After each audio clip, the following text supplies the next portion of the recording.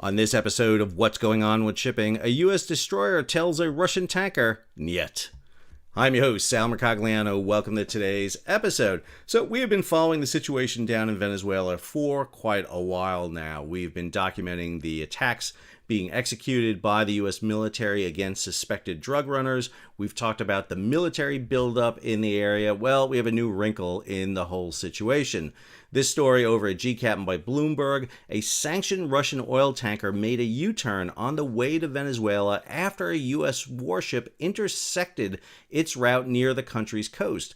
According to Bloomberg tanker tracking, raising questions about whether Washington could step in to curtail Moscow's energy aid to Caracas. We're going to look at this story and break it down for you. If you're new to the channel, hey, take a moment, subscribe to the channel, and hit the bell so be alerted about new videos as they come out. Let's come over here to marine traffic and look at the vessel in question. Seahorse is a crude oil tanker built in 2004, 21 years of age, sailing under the flag of Cameroon, carrying capacity of 70,426 tons.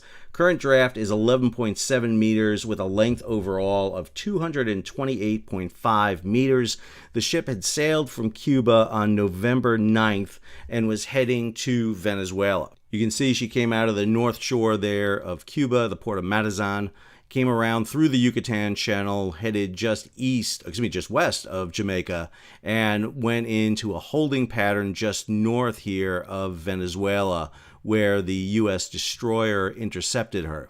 According to the Bloomberg story, the Russian vessel, the Seahorse, was en route to Venezuela to deliver a fuel cargo on November 13th when a U.S. destroyer, Stockdale, positioned itself in its path. The Russian vessel changed course, headed toward Cuba, and the warship sailed near Venezuelan territorial waters toward Puerto Rico. The Seahorse has since tried to approach Venezuela twice, but turned back both times and remains idling in the Caribbean. The warship's intentions with regard to the Russian vessel are unclear, and a spokesperson for the U.S. Southern Command declined to comment on the ship's movements. Stockdale arrived in the Caribbean in late September, along with dozens of other warships to support President Donald Trump's declared anti-narcotics operation in the region. Seahorse, meanwhile, is under sanctions from the United Kingdom and European Union and is one of 4 Russian vessels that delivers a diluent called naphtha to sanctioned Venezuela. Despite its abundant oil reserves, the barrels Venezuela produces are sludgy and sulfurous, meaning it needs lighter oil products known as dilutants to help supplies flow through the pipelines. Venezuela relies heavily on imported naphtha because the limited amounts it produces are used to make gasoline for the fuel-starved nation. According to Mark Kansian, a senior defense advisor for the Center for Strategic and International Studies, quote, "This incident represents another increment in the squeeze the U.S. is putting on the Maduro regime. A reduction in oil exports would severely hurt the regime because oil is virtually its only export." While Venezuela was able to receive naphtha shipments from Chevron during the Biden administration, Trump's renewed maximum pressure policy on Nicolas Maduro has halted these imports. Venezuela now relies on Russians for delivery. President Trump first imposed oil sanctions on Venezuela in early 2019 during his first term. All right, let's take a little closer look here at the Seahorse and see what exactly sanctions she is under. So we pull up the sanction compliance window here under marine traffic, and we can get some detail here. So the vessel is currently sanctioned by the United Kingdom as of 20 July 2025 and the EU as of 20 May 2025. It has moved several risk-detected sanctioned cargoes from Russia, as you can see here, from 2025, and it goes all the way back early 2024. It has conducted at least one sanctioned trade from Russia over to South Korea. If you look at its management risk, the vessel was classified, this is the outside classification agency that does inspections on the vessel, by RENA Services. However, it has only gone up to 21 June 2025, so not sure whether or not the ship is currently classified. And its insurance through the Protection and Indemnity Club is through the West of England Ship Owners Mutual Insurance Association, but that has only gone up to 2 May of 2025. Now, the Cameroon flag does raise some questions. That flag is under black and gray flag listings from the Paris MOU and the Tokyo Memorandum of Understanding, plus the ITF designates Cameroon as a flag of convenience. All of this goes back to a larger issue about this ship being one of the shadow fleet. When you look at its beneficial owner, it's showing fist management out of the Marshall Islands, but then for the technical manager and the commercial manager, you see that it is out of the UAE. And for a lot of times, what we see here is that Cameroon flagged, over 20 years old, UAE connection. This has a lot to do with the movement of Russian oil, in this case, naphtha. And understand what's happening with the Russian sanctioned shadow fleet or parallel fleet. Russia is allowed to move fuel around the ocean. However, what the EU, what the G7, and many other countries have done is gone to the insurance companies and said, insurance companies do not provide insurance to these vessels if they're moving oil or refined product over a certain price cap. Now, the way Russia has avoided that is moving their ships out of traditional registries, such as over to Cameroon.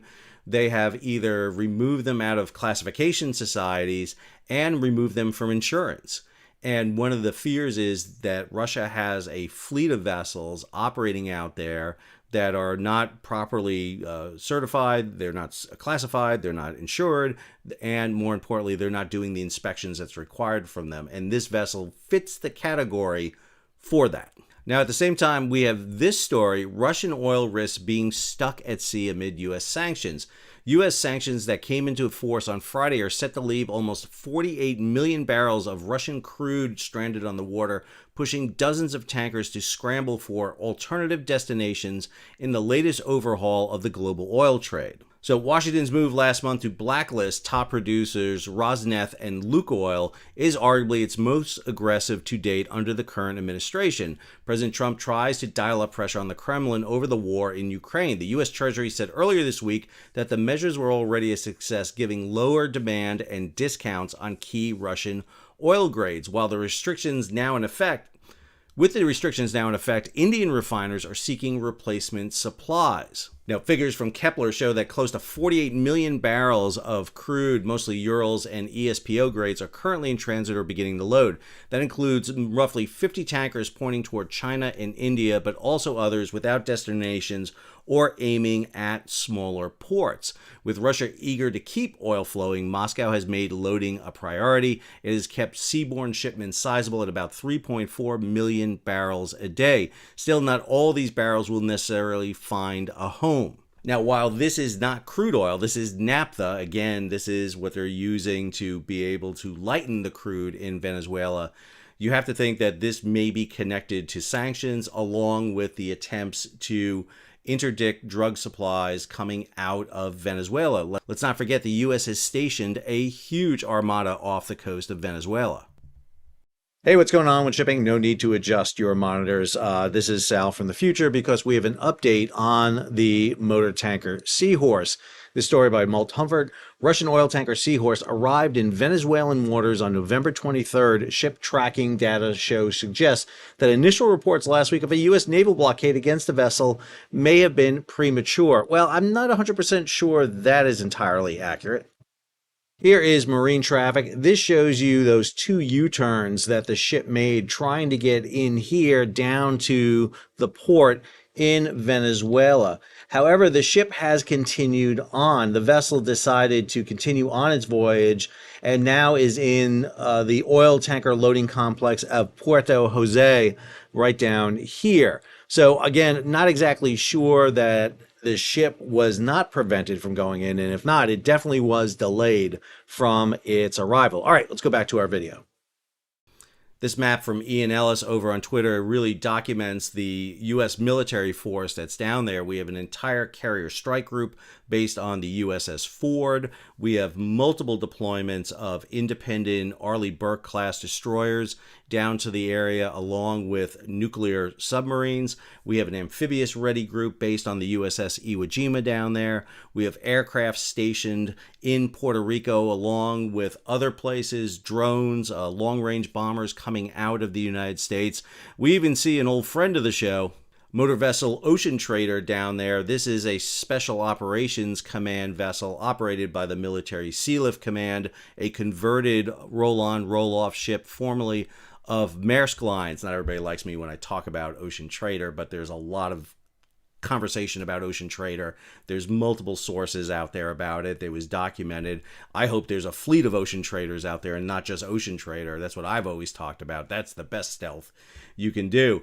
However, what we're seeing is a large military presence. Now, I have to say that the U.S. operations in and around Venezuela has been very confusing, because while on one hand we've seen these large-scale strikes, over 20 strikes so far, against suspected narco carriers, we also see the Coast Guard having a banner year at conventional interdiction operations.